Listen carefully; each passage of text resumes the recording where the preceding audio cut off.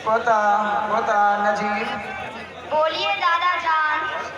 पोता नजीब, तुम्हारे छोटे चाचू की शादी झगड़ू मियाँ की बेटी से तय कर दी गई है। तारीख भी मुतय्यन हो गई है, लेकिन वो तो तारीख पर तारीख बनाते जा रहे हैं। चलो जरा सेठ मुकद्दर खान को बुलवा कर पैरवी करवाते हैं। सेठ मुकद्दर साहब है।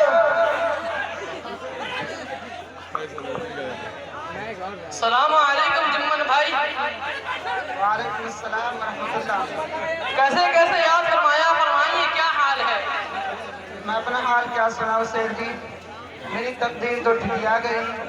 स्टील प्लांट की नौकरी छोड़कर काश्तकारी में पिल गया, खेत खलियान में लग गया, लेकिन इसी काश्तकारी से अपने बाल बच्चों को पढ़ाया लिखाया। 3 बेटियां हुई, एक का नाम अरितल लदी, दूसरी का नाम सिरातल लदी और तीसरी का नाम तबारकल लदी। जमीन जायदाद बेच बाच के तीनों की शादी कर दी। 3 बेटे हैं, एक का नाम मिस्टर बाबू, दूसरे का नाम खद्दर बाबू और तीसरे का नाम तो छुतर बाबू। मिस्टर बाबू को BA पास करवाया और खद्दर को तो टैक्सी फेक करवाया और छुतर बाबू को तो ग्रेजुएट करवाया। अरे जुम्मन भाई, ये ग्रेजुएट क्या है? ग्रीस मोबिल का काम है क्या? अरे मुकद्दर भाई, आप सेठ बन गए और ये भी नहीं मालूम ग्रेजुएशन एक पढ़ाई का नाम है। अच्छा जुम्मन भाई, आप ग्रेजुएशन बोल रहे हैं क्या? हाँ, वही ग्रेजुएशन, तो वही ना बता रहे थे कि छुतर बाबू को ग्रेजुएट बना दिया। जुम्मन भाई, अपने बच्चों को इतना कुछ पढ़ाने लिखाने के बाद भी आप इस कदर परेशान और फर्नीचर क्यों बने हुए हैं? अस्सलाम वालेकुम खान साहब, आइए तशरीफ लाइए, तशरीफ लाइए। वालेकुम अस्सलाम व रहमतुल्लाहि व बरकातुहू। कहिए सेठ मुकद्दर खान साहब, मिजाज शरीफ खैरियत तो है? जुम्मन चचा से महफिल गुफ्तगू है, कोई खास बात है क्या? खास बात क्या होगी इमाम साहब, बस यही कि एक जमाने के बाद भाई से मुलाकात हुई, लेकिन शहादत को देखकर मुझे बड़ा सदमा हो रहा है। तो यही उनसे दरियाफ्त कर रहा था कि जुम्मन भाई, आप इस परेशान और फड़ियर क्यों बने हुए हैं? जुम्मन भाई बोलिए ना। क्या बताए सेठ साहब, बीवी मर गई, जमीन जायदाद बेच बाच के बेटी सबकी शादी कर दी। अब सोचा था मिस्टर को BA पास करवाया है तो उनकी शादी में 4-5 लाख रुपया आ जाएगा, और खद्दर को टैक्सी टेक करवाया है तो उनकी शादी में 5 या 7 लाख हाथ लगेगा। दोनों बेटे की शादी कर दी, लेकिन दोनों समझी कंजूस और जालिम, कुछ नहीं दिया। अब तीसरा बेटा छुतर बाबू जो ग्रेजुएट की डिग्री वाला है, उनका शादी मौजूद गनीपुर झगड़ू मियाँ की बेटी से तय कर दी है, लेकिन इस दफा बाज़ाब्ता हमने डिमांड कर दिया है कि हमारा बेटा ग्रेजुएट की डिग्री वाला है, इसलिए आपको 5 फटफटिया, सोना की अंगूठी, लोहा की अलमारी, 1 भैंस, 2 गाय और 7 लाख रुपया देना होगा। लेकिन ये सब कुछ तय होने के बाद लड़की वाला टगर मगर करता है। अच्छा, तो वो टगर मगर कर रहा है, यानी टांग मगर कर रहा है। जी। उसका मोबाइल नंबर है, दीजिए तो जरा। जी, मोबाइल नंबर तो है मगर याद नहीं है। दादा जान, दादा दादा हमको याद है, लीजिए सेठ साहब, 7-12-92-11-420। आप झगड़ू मियाँ बोल रहे हैं क्या? मैं सेठ मुकद्दर खान। जी अस्सलाम वालेकुम मुकद्दर भाई। वालेकुम अस्सलाम। झगड़ू मियाँ, तुम जहाँ कहीं भी हो मुझसे मुलाकात करो और अभी। जी ठीक। अस्सलाम वालेकुम वरहमतुल्लाहि वबरकातुहू। वालेकुम अस्सलाम। कहो कहाँ गए थे झगड़ू मियाँ? सेठ साहब, दरअसल बात यह है कि मेरे बेटे की शादी इनके बेटे से 32 मई सन 61-62 बरोज़े बुध होने वाली है। इसी बुधनी के इंतजाम बात के लिए परेशान है। क्या बताएं, बेटों की शादी कर दी, सब अपने बीवियों को लेकर अलग हो गए, जमीन जायदाद भी नहीं, इसलिए तिलक सलामी और सामान जहेज तैयार करने के लिए मिंटू चौधरी से 2 लाख रुपए सूद पर लिया है और कुछ लोगों से चंदा किया है तो 25,000 रुपया आया है। बड़ा अच्छा मौका है, वैसे भी आपसे मिलने का इरादा था कि बाकी खर्चा के लिए सेठ मुकद्दर खान से कर्जा ले लेंगे। आपने बुलाया तो मुझको बड़ी खुशी हुई, तो हम आपसे कुछ कहें। कहो क्या बात है झगड़ू मियाँ? सेठ जी कम से कम 20,000 चला देते तो हमारा कुछ काम हो जाता। अरे झगड़ू मियाँ, तुमको मालूम नहीं कि हमारे घर में खुद 53 आदमी का खर्चा है, उसके अलावा लोगों को सदा खराब करते रहते हैं। मेरी तरफ से तो उम्मीद खत्म ही कर लो और जाकर कहीं से भी जुम्मन भाई की सारी फरमाइश पूरी करो। सौदा अच्छा होगा तो पैसा भी ज्यादा लगेगा, क्योंकि तुम्हारा होने वाला दामाद ग्रेजुएट है। जाओ। सेठ जी अगर आप गुस्सा ना हो तो एक बात कहें। वैसे तो आपके सामने जुबान नहीं खोलना चाहिए, छोटा मुंह बड़ी बात। ऐसा लगता है कि आप जुम्मन मियाँ का बैल बेचवा रहे हैं, कुछ दलाली मिली है क्या? खामोश हो जा। झगड़ा 2 कौड़ी का आदमी नहीं, भिखारी मेरे सामने जुबान चलाता है। सेठ साहब, समझी साहब को माफ कीजिए। साहब क्या हो गए हैं? आप यहाँ से चल जाइए, बड़ी मेहरबानी होगी। अरे जुम्मन भाई, आप कहाँ फंस गए? मुझे तो बड़ा सदमा हो रहा है कि आपका बेटा ग्रेजुएट है और ये लड़की वाला झगड़ू 2 कौड़ी का आदमी नहीं, जहेज देने में इतना टगल मगर रहा है। मैं भी एक लड़की का बाप हूँ, मैंने भी अपनी बेटी की शादी की है। मालूम है आपको, लड़का सिर्फ मैट्रिक पास है लेकिन हैंडसम है, कुछ मांग चांग नहीं किया। फिर भी मैंने अपनी बेटी को जहेज में बहुत कुछ दिया। दीवार, गोदले, अलमारी, fridge, washing machine, AC, cooler, 3 sofa set, 1.5 kilo सोना और 3 किलो चांदी के सिल्वर के साथ बहुत कुछ दुनिया भर का सामान दिया। और नौशे बाबू को एक BMW कार, एक बुलेट बाइक, 51,000 की शेरवानी, 17,000 का जूता और 3,000 की एक चड्डी। अरे बस कीजिए, आप लोगों की बात सुनकर तो मेरे कान पिघल गए। ऐसा लगता है कि आंखों से खून बहने लगे। तौबा तौबा, अस्तगफिरुल्लाह अस्तगफिरुल्लाह। क्या हुआ इमाम साहब, ये तौबा इस्तगफार क्यों पढ़ रहे हैं? अजी सेठ मुकद्दर खान, आपकी बात तो ठीक है कि अल्लाह ताला ने आपको नवाजा है तो खुशी से अपने बेटी को जहेज में बहुत कुछ दिया है, और ये सुन्नत भी है, इसलिए कि हुजूर सल्लल्लाहु अलैहि वसल्लम ने भी अपनी बेटी हजरत फातिमा को जहेज दिया था। लेकिन ये जुम्मन चचा जो लड़की वाले से इतना कुछ डिमांड कर रहे हैं, ये तो सरासर हराम है, बेटी वाले पर जुल्म है। तिलक सलामी और जहेज तो बिल्कुल नाजायज है।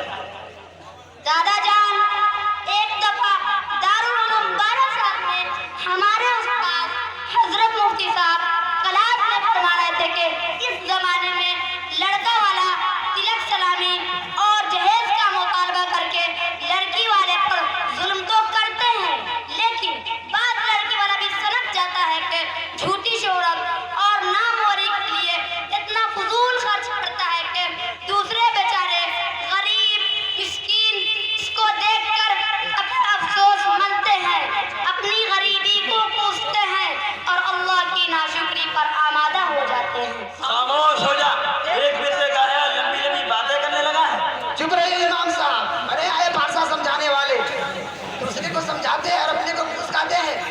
क्या हमको मालूम नहीं है कि आपने अपने बेटे की शादी किया तो जहेज नहीं लिया है? ये लड़की वालों पर जुल्म नहीं है तो क्या है? क्या हमको नहीं है मालूम कि आपका बेटा न EA पास, न BA पास, न E-Tech 8वीं क्लास फेल, फिर भी आपने जहेज में पाची लिया है, दीवान लिया है, सोफा सेट लिया है और फ्रिज वॉशिंग मशीन की फरमाइश करके जबरदस्ती जहेज वसूल किया है। फिर भी आपके बेटा को अभी नून चक्कर में भैंस नहीं दिया है तो रोजाना लड़की वालों को धमकाते रहते हैं। अजी जुम्मन चचा, हमने तिलक सलामी थोड़ा ही लिया है और वो तो लड़की वाले ने जहेज में दिया है, तिलक सलामी आपको क्या मालूम? तिलक सलामी और जहेज तो सुन्नत है। जाइए जाके हल जोतिए, घास काटिए और गोबर उठाइए जाके। चुप रहिए इमाम साहब, जरा होश में रह के बात कीजिए, एकदम चुप रहिए। अगर आप हमारे इमाम नहीं होते तो कान पकड़ कर भी भगा देते। अस्सलामु अलैकुम व रहमतुल्लाहि व बरकातुहू। वालेकुम अस्सलाम व रहमतुल्लाहि व बरकातुहू। खैरियत से मौलाना लाड साहब जाफरी? खैरियत तो ठीक है अल्हम्दुलिल्लाह, लेकिन ये बहस मुबाहसा कैसे चल रहा है? कोई खास बात नहीं, बस ये जुम्मन चचा अपने बेटे छुतर बाबू की शादी कर रहे हैं और लड़की वाले से तिलक सलामी, जहेज और बेजा मांगचा कर रहे हैं जो बिल्कुल नाजायज और हराम है। यही इनको समझा रहे हैं तो खिसियानी बिल्ली खम्बानों से हम ही पर परस पड़े और कहने लगे कि आपने भी तो अपने बेटे की शादी में जहेज लिया है, अगर हमने लिया है तो कौन सा गलत कर दिया? जहेज तो सुन्नत है, सलामी लेना नाजायज है। बताइए ना आप ही। इमाम साहब, आपका मुताना कम है। तिलक सलामी सलामी हो या जहेज की मांगचांग, सब नाजायज है। जहेज एक लानत है, इसके बाद खानदान तबाह हो बर्बाद हो रहे हैं। आपस में नफरत, दुश्मनी और बाहमी अदावत की बुनियादें बन रही है। मुस्लिम माशरे में तालीम की कमी ने शादी जैसे नेक और आसान काम को निहायत दुश्वार बना दिया है।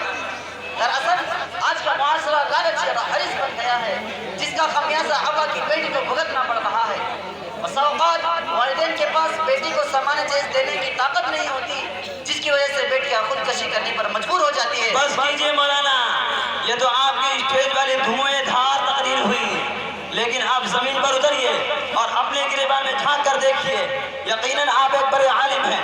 आपका लड़का मौलाना चांद इरफानी भी आलिम है, मगर आपने भी तो अपने बेटे मौलाना चांद इरफानी की शादी में 3 लाख नकद और 1 मोटरसाइकिल लिया है।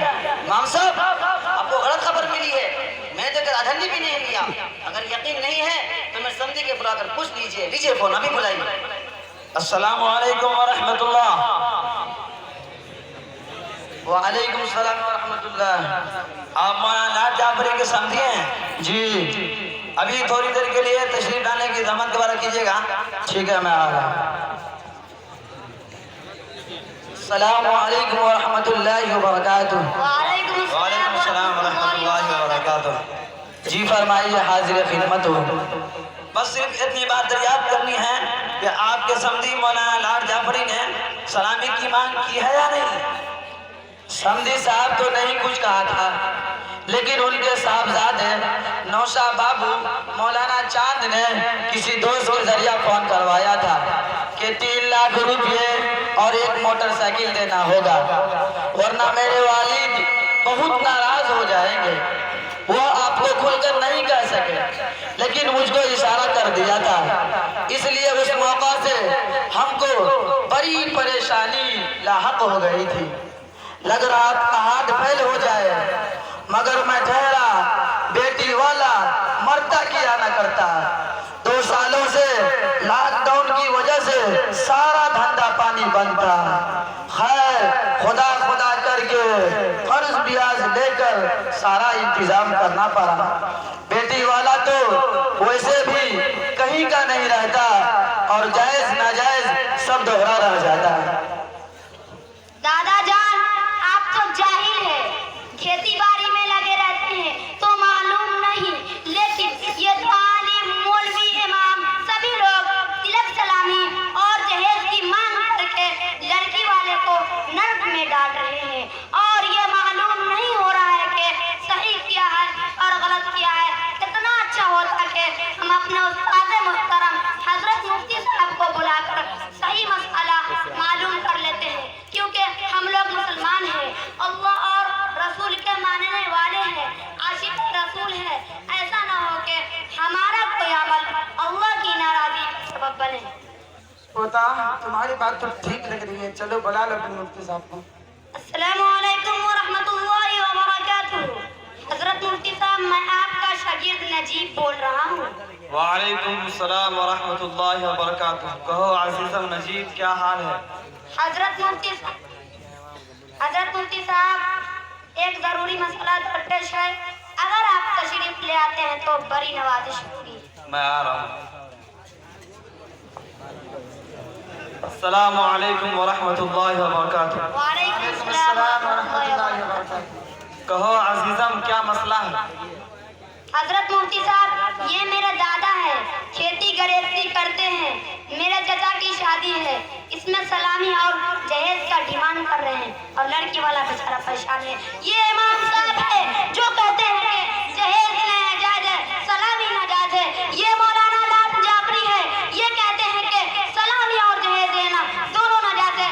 लेकिन मेरा ख्याल है कि ये सिर्फ इन लोगों की जुबान पर है, लेकिन सच ये है कि आलिम, मौलवी, इमाम, जाहिल सभी लोग सलामी और जहेज देते हैं। अब आप बताएं कि सही क्या है? हाज़रीन किराम, निकाह हुज़ूर अकरम सल्लल्लाहु अलैहि वसल्लम और तमाम अंबियाए किराम की निहायत पाकीज़ा सुन्नत है। निकाह नाम है 2 गवाहों के सामने ईजाब व कबूल का। ना बारातियों की लंबी कतार, ना तिलक व जहेज, ना उम्दा से उम्दा खाने का नस्ब, ना सरफा, ना खर्चा, निहायत आसान है। निकाह की सुन्नत हुजूर अकरम सल्लल्लाहु अलैहि वसल्लम ने फरमाया, इन्ना आज़मन निकाहि बरकतन ऐसरहु मऊनतन, यानी वो निकाह सबसे ज्यादा बबरकत है जिसमें खराजात कम से कम हो। जहाँ तक सवाल है मुरवजा सलामी और जहेज का, तो महज एक रस्म है, शरीयत में इसकी कोई हकीकत नहीं। हजरत मुफ्ती साहब, आप तो जहेज को भी रस्म और बिदअत बता रहे हैं, हालांकि ये तो सुन्नत नबी है। आका मदनी सल्लल्लाहु अलैहि वसल्लम ने भी अपनी प्यारी बेटी हजरत फातिमा को जहेज दिया था। खामोश रहिए, आप ही जैसे मौलवी मुल्लाओं ने अवाम का दिमाग खराब कर रखा है और सुन्नत नबी और जहेज को सुन्नत नबी करार देकर पूरे मुआशरे को तबाह और बर्बाद कर रहे हैं। ये सरासर आप जैसे लोगों की गलतफहमी है कि जहेज सुन्नत नबी है। रसूलुल्लाह सल्लल्लाहु अलैहि वसल्लम ने कतई जहेज नहीं दिया है, और जो कुछ दिया है वो तो हजरत अली रज़ी अल्लाह तआला अन्हु की महर की रकम ज़रा बेचकर घरेलू अशिया का रस्म करवाया है। सीरत का मुताला कीजिए और जहन और दिमाग से जहेज का कीड़ा निकाल कर बाहर कीजिए।